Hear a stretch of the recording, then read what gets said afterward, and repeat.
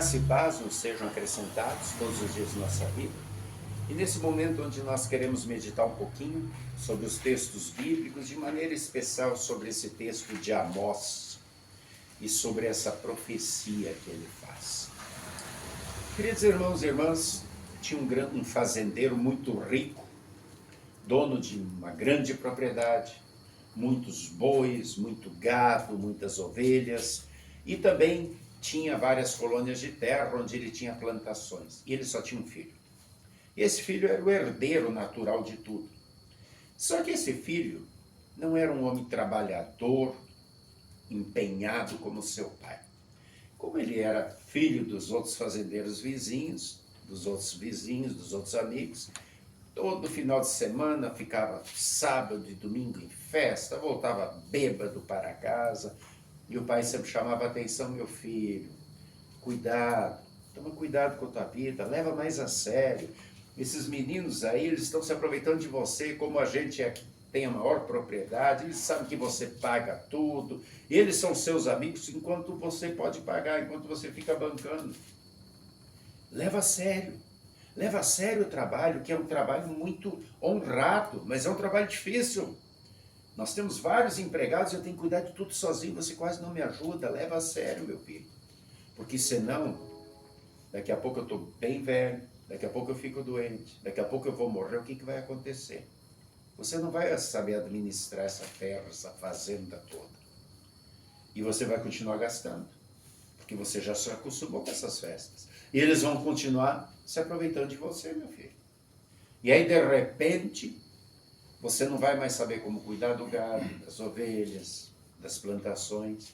Você vai ter que despedir os empregados, eles vão entrar na justiça, vão tirar o seu dinheiro, você vai vender o resto dos gados, vai acabar perdendo tudo e ficando na falência, meu filho. E aquilo entrava num ouvido, saía no outro, o filho ria, não estava nem aí, e continuava com a gastança. O pai cada vez ficando mais velho, sempre de novo falando. E de repente o pai ficou doente, já com seus 80 e poucos anos. E ele pediu para um dos empregados fazer um pequeno celeiro, longe do celeiro principal, um pequeno celeiro, e lá fazer uma forca. Lá dentro ele fez uma forca, dentro do celeiro, colocou aquela forca. E aí ele saiu da cama onde ele estava adoentado, com o filho dele, disse: meu filho, vem cá, está vendo aquela forca? Eu fiz para você. O filho se assustou. Como assim? Você não está levando a sério tudo que eu estou te falando esse tempo todo. Mas tudo aquilo que eu estou te falando é para o teu bem. Eu agora estou doente, estou velho. Daqui a pouco eu vou falecer. Não vai levar muito tempo. Você vai estar cheio de dívidas. Você vai gastar tudo que você tem. E aí tu vai lembrar do que eu te falei. Então eu te peço um último favor. Quando tudo aquilo que eu falei, que você ri, que você zomba, acontecer, tu vai lá e te enforca nessa forca. E o filho disse: tá bom, pai, pode deixar contigo. Te garanto que eu vou fazer isso. O pai voltou para a cama, não durou mais muitos dias. Já estava bem adoentado e faleceu. E o tempo foi passando, alguns meses, e o filho gastando e gastando, e de repente ele viu que não era tão fácil assim administrar aquela fazenda como o pai fazia. E os empregados, cada um fazia do seu jeito, e ele não sabia quanto calcário tinha que comprar, quanto adubo tinha que comprar para botar na terra, quanta comida, o que misturava para dar para esse animal, para aquele, quais eram os remédios, e tudo começou a dar errado. E de repente os empregados começaram a brigar, porque não tinham o comando do pai, e o filho eles não respeitavam.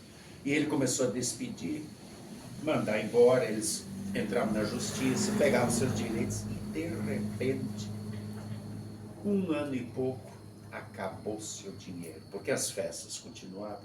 Exatamente tudo aquilo que o pai havia dito que aconteceu. E de repente o filho está lá desesperado, com dívidas a pagar, sem empregados, e a fazenda às traças. E aí ele começou a ficar desesperado e lembrando de todas as coisas que o pai falou. E aí ele foi lá e olhou aquela forca. E aí lembrou do pai. E aí começou a chorar. E aí ele disse, pai, eu vou honrar minha promessa. Estou cheio de dívida, não tenho mais como pagar, o gado já acabou, as ovelhas acabaram, a plantação não está dando nada, os empregados foram embora, não sei o que fazer, vou me enforcar. Eu vou cumprir a minha promessa. E aí ele subiu na escada, amarrou a corda no pescoço, porque agora ele precisava cumprir a sua promessa. Por que isso tudo aconteceu? Porque ele não ouviu a palavra do pai. O pai queria o mal para ele? Não. O pai sabia do que estava falando.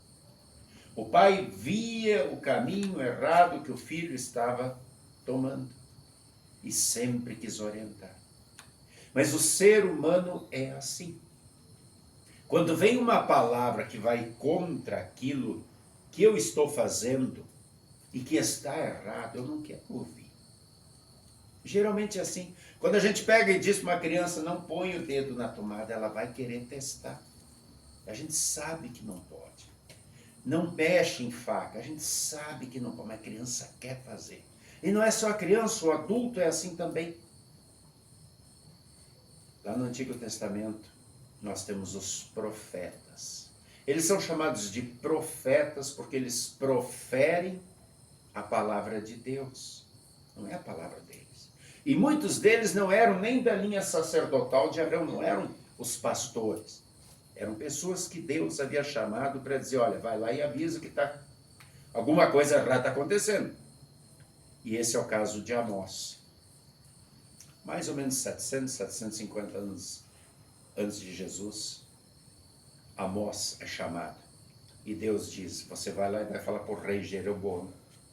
E vai falar para o sacerdote, para o pastor, para o Amazias. E tu vai falar que teve essa visão, e Deus deu a visão. Um muro, Deus em cima com um prumo. O que é um prumo? É um instrumento que se usa, uma corda com peso, para fazer com que o muro continue reto. Para que dê a retidão, porque um muro torto vai dar barriga e vai cair. E Deus disse que o muro, o seu povo Israel, estava entortando, ia cair. E que o prumo estava mostrando o jeito certo de ser. Jeroboão não quis ouvir. E Amazias também não. Porque o Amazias preferia, ao invés de ouvir a palavra de Deus, estar bem politicamente. Estar junto com o rei, ter os aplausos de todo mundo. E era uma época que estava tudo bem em Israel. Não tinha guerra. As terras estavam produzindo, tinha boa colheita de cevada, de trigo, de uva no tempo certo, o gado estava indo. Para quê?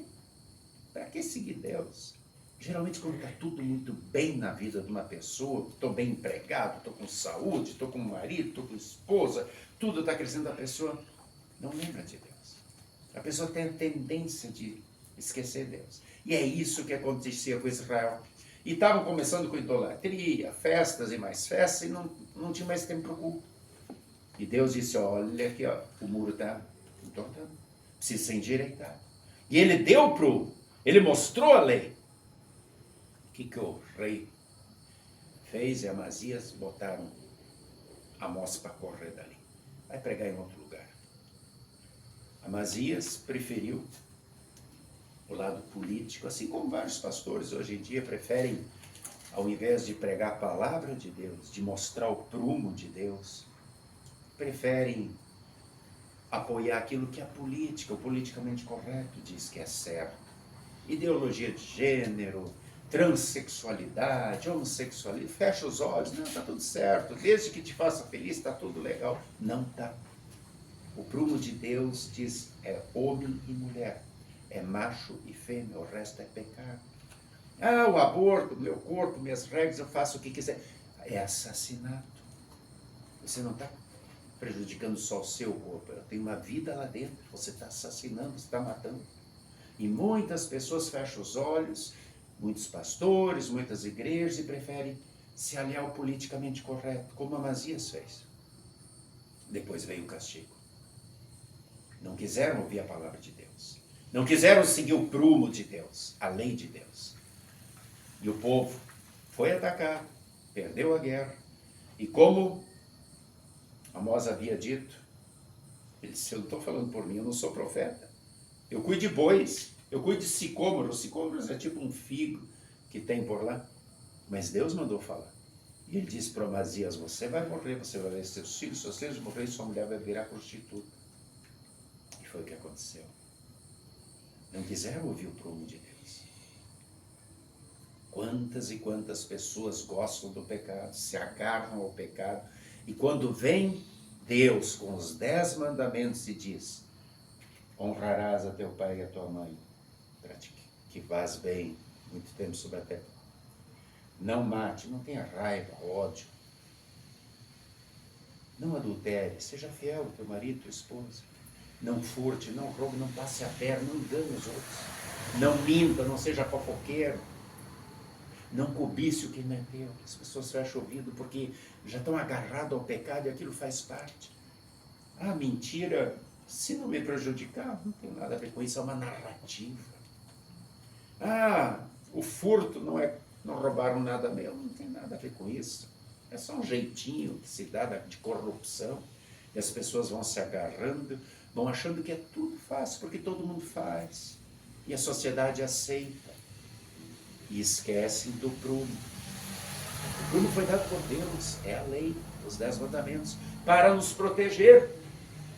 Porque é só prestar atenção. Os 10 mandamentos querem nos proteger. Os 3 primeiros mostram quem nos fez, quem cuida de nós. Amar a Deus em todas as coisas, não tomar o seu nome em vão, dedicar um dia ao Senhor, gostar de ouvir, ler, estudar a palavra de Deus. Isso é natural. Se Ele me dá tudo que eu tenho. E os outros, honrar, respeitar o pai e a mãe. Porque se eu sou pai e mãe, eu quero respeito. Não matar, não ter ódio. Eu não quero que ninguém me mate, que ninguém tenha ódio. Então, por isso que Jesus, quando resume os mandamentos, diz amar a Deus e amar o próximo como a si mesmo. Se eu amo a mim, se eu quero isso para mim, eu vou querer para o próximo. Não adulterar, eu não quero que ninguém adultere com minha esposa, eu também não vou. Não furtar, eu não quero que ninguém furte, roube alguma coisa, então eu também não vou. Não faça fofoca, não conte mentira, eu não quero que faça sobre mim, não vou fazer dos outros. Não cobice, eu não quero que cobice as minhas coisas. Então, os 10 mandamentos são uma proteção. O prumo de Deus é para nos proteger, só isso. Por isso Jesus diz, ame aos outros como você ama você mesmo. Se quer para você, faça com os outros. Mas as pessoas se agarram ao pecado. Todo mundo faz. É o diabo cutucando o ciúme, a inveja, o ódio, a raiva, o egoísmo, a maldade que está dentro de mim. E como os outros fazem, fica fácil também me agarrar a isso. Mas a palavra de Deus mostra o prumo. João Batista foi lá e falou para Herodes, olha, tu não pode possuir, pegar simplesmente a mulher do teu irmão e trazer para tua cama. Está errado. E perdeu a cabeça por isso. Mas ele falou. Amós foi expulso daquela terra, mas ele falou. A palavra de Deus continua sendo pregada, ensinada, porque é o prumo. Quando fazemos um muro e ele começa a entortar, é hora de endireitar. Como é que está a nossa vida diante de Deus? A mesma pessoa que é Deus, que tem o prumo na mão, a lei que mostra o que deve fazer, ela também tem a graça, tem o perdão. Ela aponta para Jesus e diz, construa a sua vida sobre o firme fundamento que é Jesus. Ele sofreu, morreu, pagou pelos teus pecados. E agora conduza a tua vida, já que tu tem o perdão e a salvação garantida, conduza a tua vida de forma reta, não deixa entortar de novo. Segue o prumo, segue a régua de medir os 10 mandamentos. O rapaz amarrou a corda no pescoço, sentiu aquilo bem apertado e se atirou lá de cima. E aí quando se atirou, escutou o clec, aquilo apertou e caiu. E não morreu. E a corda estava presa num grande saco, e aquele saco caiu por cima dele e abriu. Naquele saco tinha diamante, tinha muitas moedas de ouro, esmeraldas e um bilhete escrito, meu filho, você tem mais uma chance. Eu peguei todas as minhas economias e eu sabia Eu sabia tudo o que ia acontecer, como eu te falei. E eu comprei isso aqui para te dar mais uma chance, com amor, seu Pai. Deus está dando mais uma oportunidade de vida para cada um de nós, cada dia que passa. E diz, o prumo está aqui. É assim que você deve conduzir a sua vida. O perdão e a graça estão aqui em Jesus. Ele cumpriu perfeitamente a lei. Ele não pendeu para um lado nem para o outro lado. Siga o exemplo dele. E assim você viverá feliz aqui e depois na eternidade. Que Deus nos dê sabedoria para que ouçamos sempre a palavra de Deus, que é lei. Machuca, cutuca, mostra o nosso erro, funciona como um freio, para de fazer errado. Funciona como espelho, diz, olha, tu está errado diante de Deus, te corrige. E funciona como um prumo, como uma régua, como uma norma, diz, é assim, é assim. E temos o Evangelho que aponta, Jesus já morreu pelos teus pecados, pagou a tua culpa, e agora te mostrou o caminho certo para o céu, vamos juntos. Mas ouça Deus, porque Ele te ama. O bilhete está assinado com amor, teu Pai. É assim que a Bíblia está assinada para mim, para cada um de vocês. Com amor, teu Pai. Ouçamos a voz dele. Amém. E a paz de Deus, que excede o nosso entendimento humano, guarde corações e mentes em Cristo Jesus, até o grande dia do encontro. Amém.